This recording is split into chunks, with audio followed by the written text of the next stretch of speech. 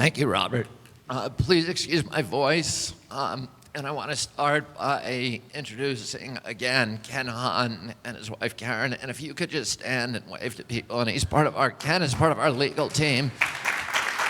He's a local resident. And he speaks Korean as well as English. And he's been a terrific partner for us. I want to say one thing for starters, which is something about one of my other partners, Patricia Oliver, who you heard from a little bit earlier.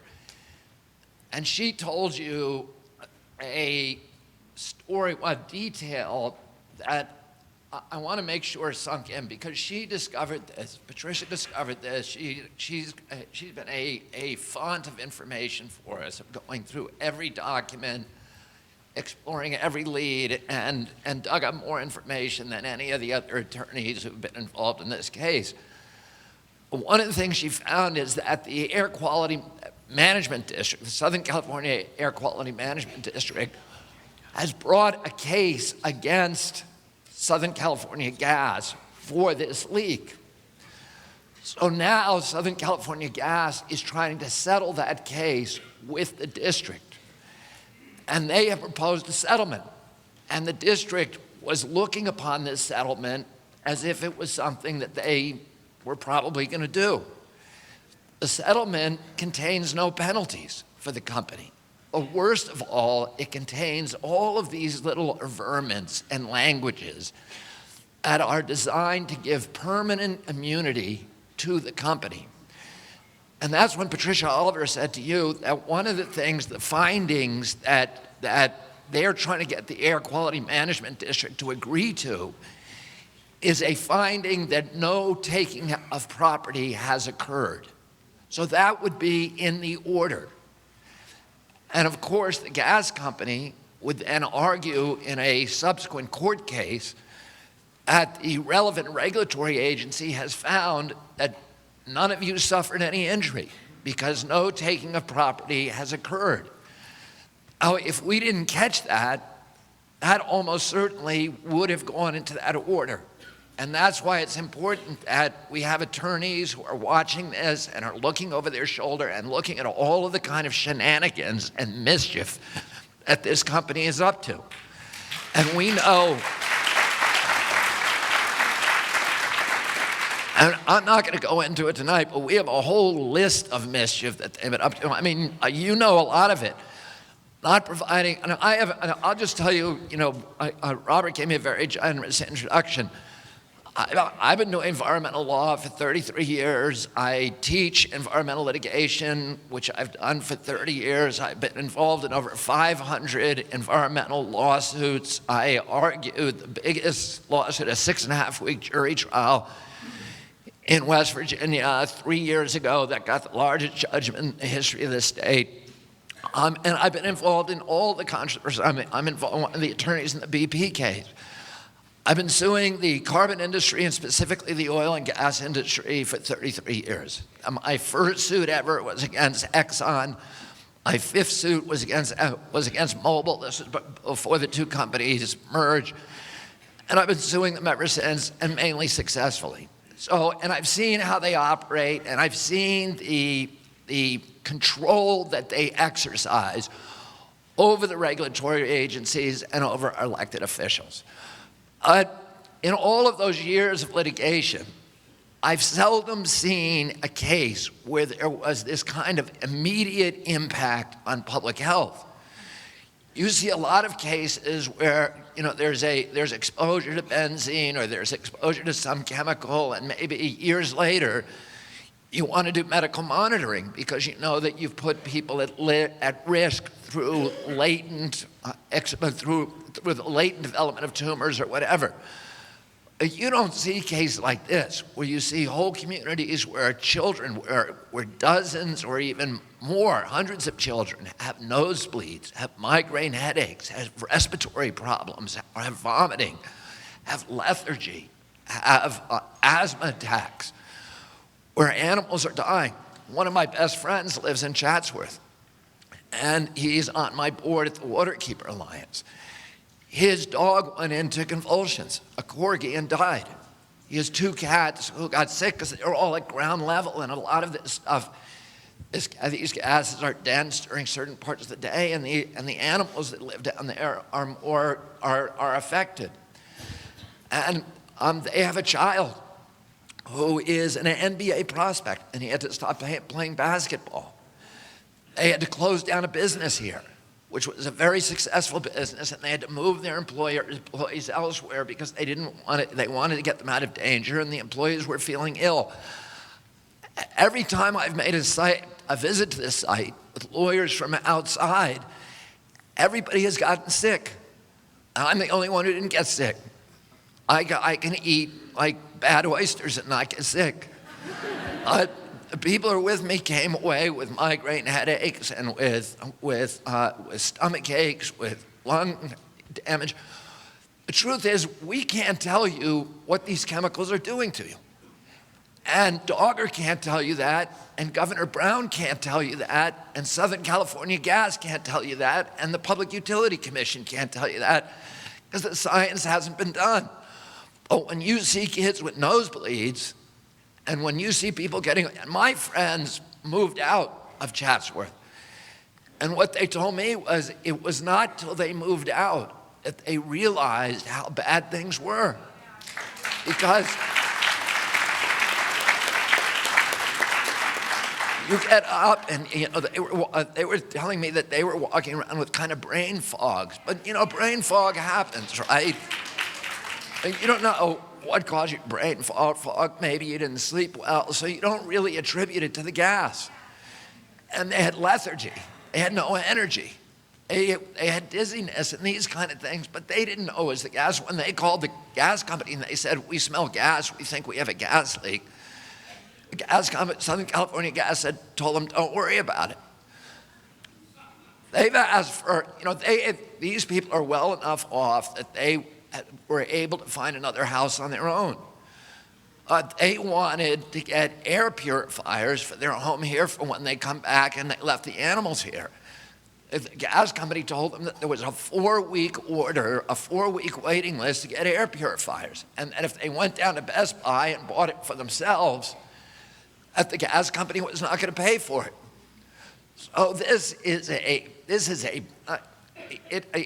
going to say it's a criminal enterprise, but first I'm going to say it is a very bad corporate citizen. This is a neighbor who didn't tell anybody what they were up to, who took all of these risks, who made a calculated risk when they removed that safety valve. They made a calculated risk. And what was the risk? What was the calculation? It was a calculation that whatever gas they lost, the risk was that it was more expensive to fix that safety valve, and the risk that they were going to lose their commodity. But in that calculation, they were not including you. They were not including your pets, your children, your home values. They made a calculation based upon their own costs of doing business. And that is a story that we need to tell to a jury. And there's a bigger story that we need to tell to a jury too, because this was a company, and many of you remember what happened to the Pinto, right? The Ford Pinto. You guys remember that. If you're as old as me, you remember that. Ford had a Pinto, and they realized that they had put a gas tank, there was a defective design. They put a gas tank in the back of that Pinto that if it were hit in a certain way, the gas tank would blow through the floor of the Pinto and would release the gas in the cabin of the car and would burn everybody to death. And it had to be just a small hit. But they had a memo that said, you know what, there's going to be about 310 people who die from this, and it costs $11 per car. We have 5.5 million cars. It's $11 per car to fix the problem. It's cheaper for us to pay the death judgments for these people who are going to burn to death. So they made that calculation. And companies make those calculations all the time. It didn't stop when they got busted. You saw what Volkswagen did this year. And they said, we're going to disable the emissions on every diesel car that we produce. And we're going to lie. And because we think that the chance of getting caught is, and what we're going to have to pay when we do get caught is less than the money we'll make from doing that crime. So you see, and well, you know what's happening in Flint, Michigan right now, right? And you know the parallels. It's a public utility that was poisoning people, that had captured the agencies that were supposed to protect the public from pollution, that had corrupted the governor of the state. And when they found out about it, it took them months and months and months before they did anything about it. And this happens, in my experience, it happens all the time. Americans are shocked, and most of you are shocked to see this happening in your community. But that's what happens. These government, and particularly with the oil industry, they are masters at capturing the government process. Now, I'm just going to tell you a little bit about this, because I know you guys all know this, but that, that's a schematic of the well. And of course, that well is the same age I am. It's 63 years old, 62 years old. I was born in 1954. The same year they put that in. And the last time I talked to her, I said, I can tell you from being 62 years old that a lot of stuff falls apart. and this is a 7-inch pipe, right? And that pipe's made of metal. And everybody knows it's going to rust, and everybody knows the corrosion is increased by when you're pumping gas through that well. That well was built to suck oil out of the ground, and so it wasn't designed as a gas injection well. If it had been designed as a gas injection well, they would have had to put a legal one. They would have had to put cement casing all the way down, and they didn't do that. There's no cement casing for most of that well. That well goes down more than a mile, 8,050 feet. And you see the reservoir, and then there's a tube going up from the reservoir, then you see the base, what they call the foot of the casing. Well, at that foot, there was a safety valve. And that safety valve had the capacity to sense automatically if there was a drop in pressure in the tube above it. If there was a drop in pressure, it meant that the well had ruptured and the gas was escaping, and it would immediately clamp a cover on that reservoir so nothing could get out. And we wouldn't have a problem. Legally, they had to have that there. Now, it came out in 1976, the state inspected it, and 3 years later, that thing broke. And they found that it was expensive for them to repair because one of the parts were no longer made. So they said, rather than change it, we'll just take it out and we won't tell anybody. Not only did they not tell anybody, but they affirmatively lied about it. And if you look at this, you'll see this is a 2014 report. And that little red square at the bottom of the report shows a picture that's a schematic of the well, and it shows a picture. This is a report that they legally had to file with Dogger. And it shows them telling Dogger that indeed there is a working, functioning safety valve at the foot of that well. So they filed that in 2014. But guess what? They filed it in 2013 too, and 2012 and 2011. For 39 years, every year they had to tell a lie. They had to tell a lie to the utility. That is beyond negligence. This is, in my view, criminal behavior. They endangered.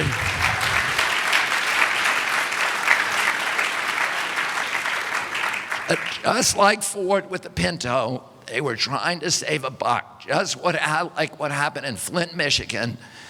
They were trying to save a buck by taking water from the Flint River, which had 10 times the amount of lead as the Detroit River, and and they saved $120 a day not putting the anti-corrosive chemical into the pipe that would have prevented all the poisoning of all those 9,000 children, right, with lead poisoning that will permanently lose their IQ points, many IQ points for the rest of their lives. So they did the same thing here. They said, we can save $1 and we're not going to think about what the consequences are. And, that's what we do. We go after people who make these kind of calculations. Let's see the next one. Oh, the Dogger and the Southern California Gas is doing tests, air tests, they say. They're only doing air tests for certain parameters. They're measuring the methane, and now they're measuring the benzene because we made them do it. Look what's showing up. There's a mist coming out of this, of the busted well, and it's showing up on homes. Let's go through these. And these little spots that you're seeing on your cars and your houses and your walls, those are that is a hydrocarbon. We don't know what's in it. We can guess, because we know what is usually in hydrocarbon. There's benzene, which is carcinogenic. There's toluene, which is mutagenic and tertogenic. There's xylene. There's probably polyaromatic hydrocarbons, which are carcinogenic. There may be hydrogen sulfide, sulfur dioxide, which can be at some levels neurotoxic. This is ending up on your houses. It's invisible until it ends up on that white wall. But it's in the air all the time, and you're breathing it. And that's what your lung looks like, and your children's lungs. Because all of them are breathing this, and it's invisible. But the fact that it's ending up on these walls is showing you that it is also ending up in your lungs. And we have no idea what is inside that stuff. But we do know this, that particles of hydrocarbon and globules of hydrocarbon are much more dangerous kind of exposure than just breathing gases. It stays in you, it creates inflammation, and it creates vectors for it getting in and remaining in your body. And nobody's measuring this. We found this because you talked to us. We saw it on your swimming pools. You showed it to us. We saw it on your white cars. We saw it on your walls, in your homes, outside of your homes. Dogger's not looking for this. The PSC isn't looking for this. Not even the LA County Department of Health is looking for this. And Southern California Gas is not looking for this. We need to go. We're in the process right now of testing those ourselves. We shouldn't have to do that. This should be something that Southern California Gas, as a responsible corporation, comes to you and say, we found this, we're really sorry, we're going to do something about it, we don't know what it does to people, so we're going to move you all out immediately because we're concerned about what it might do to you, which they ought to be. They didn't do that. We had to do this. We had to find these because you told us about them. Let's see the next. Okay. This is the methane data. This is coming from Southern California Gas. We don't know how many testing stations they have. This kind of illustrates what Congressman Sherman was talking about, which is there has been, those are the maximum levels that they're finding every day. So, and the maximum levels are very, very high, by the way. And there's been a decline, and that makes sense if, according to what Congressman Sherman said, they're draining down the reservoir, so there's less pressure, so there's less methane. Let me go back to that. Because I've had a lot of experience with testing, with air testing particularly, and water testing. And we have a saying in my racket that statistics don't lie, but statisticians do. And I can say the same thing about test takers. If you want to take a test and find nothing, there's lots of ways you can do that. Because These chemicals are not homogeneous in the air. They're not all around you at the same concentrations all the time. Somebody who knows what they're doing can put the air testing machine, it moves in plumes, and it moves in slugs, and it hides in little depressions and basements and river valleys and gullies and stays there during certain times of the day. And we don't know, these are grab samples. We need continuous testing from hundreds of sites before anybody moves back in this area, and we need to move the people out. One thing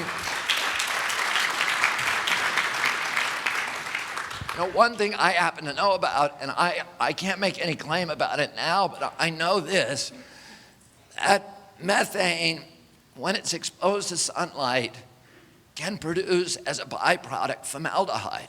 And formaldehyde is a carcinogen. We don't know how much it produces. We don't know if that's a danger.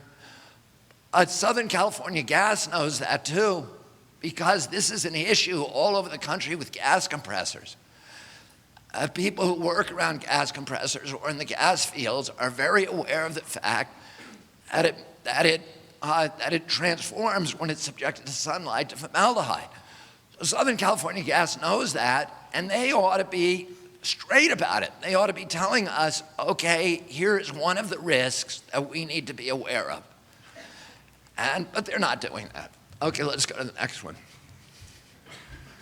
So this, which we can provide you all, and I'm not going to spend a lot of time on it, but these are the levels that we're seeing, high levels that we're seeing in various communities. And you see Highlands and Porter Ranch have by far the highest levels of methane. And the outlying communities, and we don't know how far out it goes. It may, the congressman said 5 miles. There's estimates that it may go as far as 10 miles in surrounding communities. So we really don't know. But if you look at those, the farther from the well you get, the lower numbers tend to go, and it concentrates in certain communities. But every one of those communities has much higher levels than are permitted, sometimes hundreds of times the levels that are permitted under state law. And this is benzene. As you see, it has the same trajectory. And benzene, of course, is a carcinogen. And all of these levels are around almost all of those levels are around the 1 part per billion level that is the maximum exposure level. Some of them are much higher than that. And these are the locations, and again, Highlands and Porter Ranch have the worst exposures. These are the gas wells. The active ones, the inactive ones have a little white on them. Let's go. And this is one of the things that we're doing, is that we're doing an overlay. We're taking, and this is just a small part of it, we're taking the symptoms that we see people expressing and showing different things, whether it's pregnancy complications. We found a woman who had pregnancy complications in that part of the well field, and we learned that several of her neighbors had the same thing. A cat dies, and we learned that many other neighbors had their cats die too. So we're doing an overlay, and we're looking at the places that are most impacted, where they're the highest concentrations. And so if you have symptoms to report, tell us so that we can put it on the map. It's anonymous, but it helps other people, and it helps us identify symptoms that people might be having. That Dogger is the regulatory agency that is in charge, and in July 2011, EPA told Dogger that it had been illegally issuing permits in violation of the Safe Drinking Water Act. There's a lot of things the Safe Drinking Water Act requires. It requires extensive geological surveys, and it also requires casing studies. And that's what EPA wanted them to do. Now let's see the next one. So at that time, there was and it's not up here, but there was a lawsuit in Inglewood. That was settled, and it was a huge settlement that the oil company had to pay. Why? Because they had defective casings. They didn't comply with the casing protocols. So the oil industry and gas industry panicked, and they called up Governor Brown. Gray Davis, who is Occidental Oil Company's attorney, called Governor Brown and said, you have two troublemakers who are in the Department of Conservation. One of them is the oil and gas supervisor, Elena Miller. This was an honest government official, an honest public servant. And her boss, Derek Chernow, who was the acting director of the Department of Conservation. Gray Davis told Governor Brown, you need to get rid of these people because they're requiring casing surveys. The oil industry didn't want them anymore because those surveys were showing that they were operating illegally and they were having to pay money and penalties.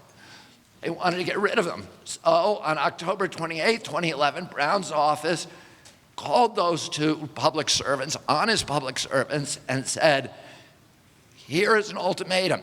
Either you issue the permits without the casing surveys or we fire you. And on November 3rd, they refused, and Brown fired both of them. In January 2012, Brown publicly boasted that he said that the firing of those two officials has allowed a lot more oil production to start to take place in the state, particularly in Kern County.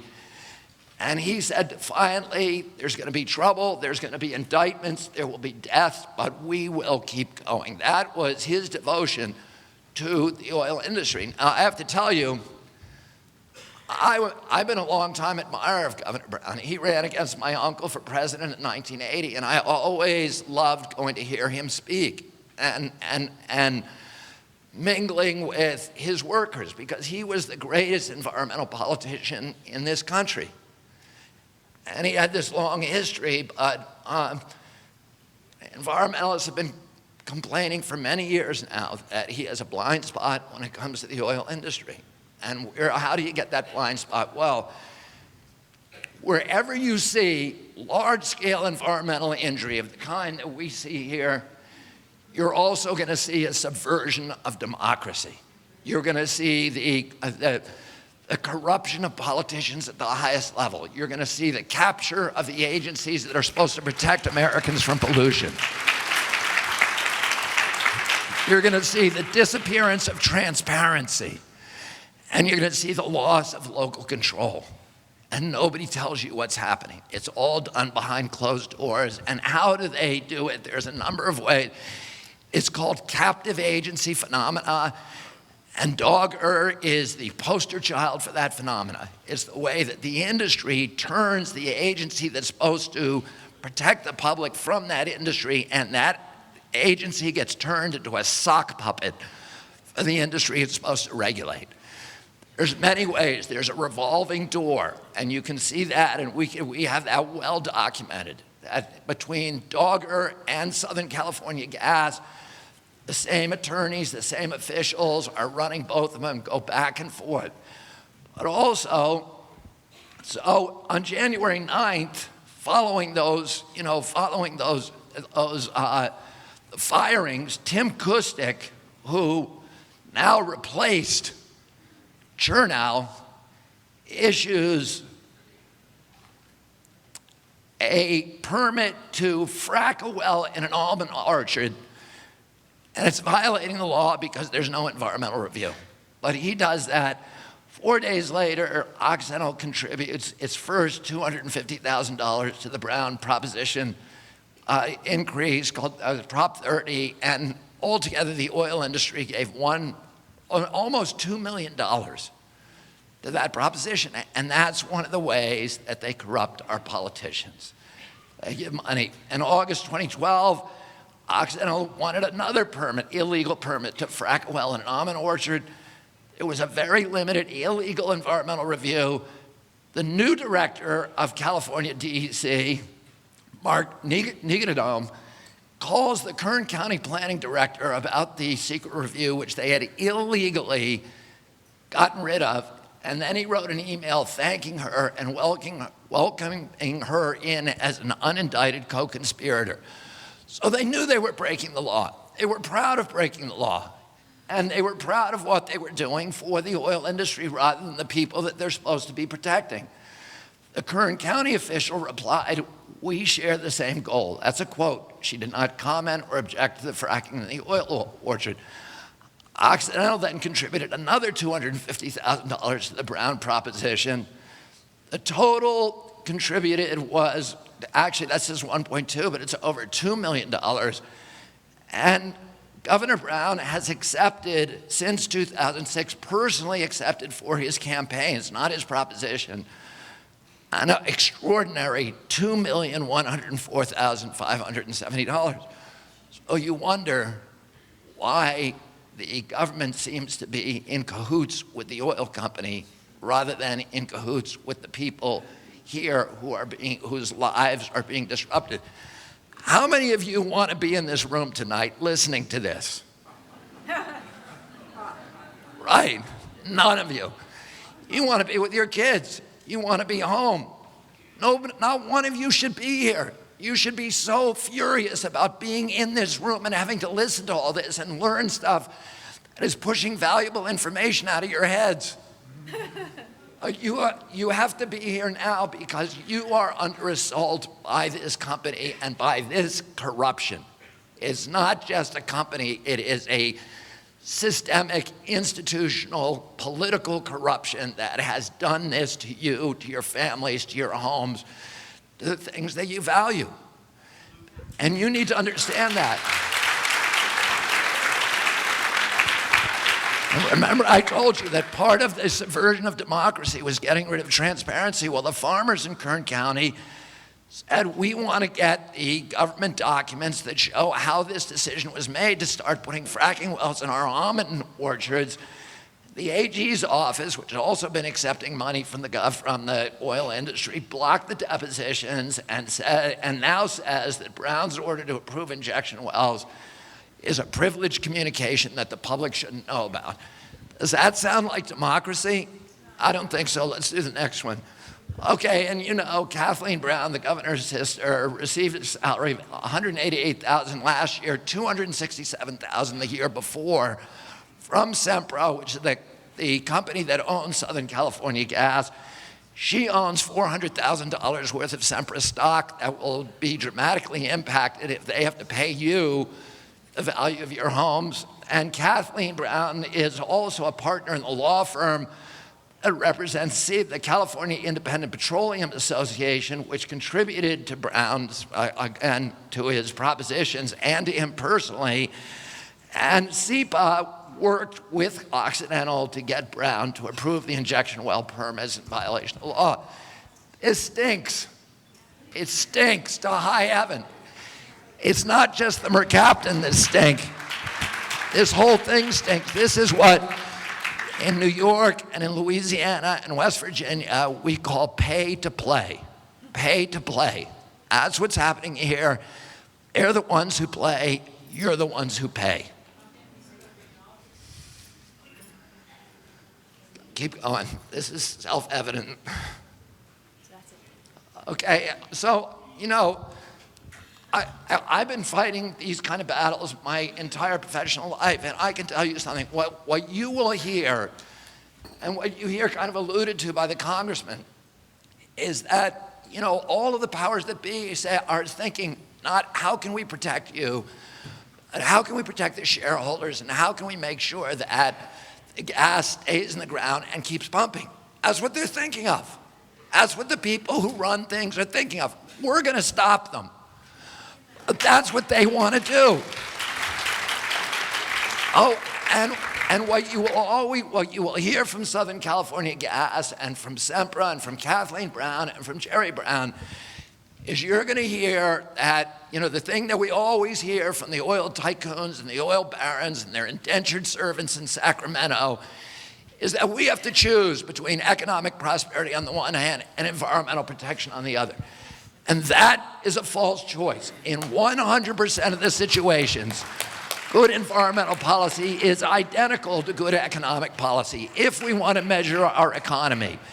And this is how we ought to be measuring it, based upon how it produces jobs and the dignity of jobs over the generations, how it preserves the value of our communities, the health of our children, the value of our properties, the welfare and prosperity of our communities.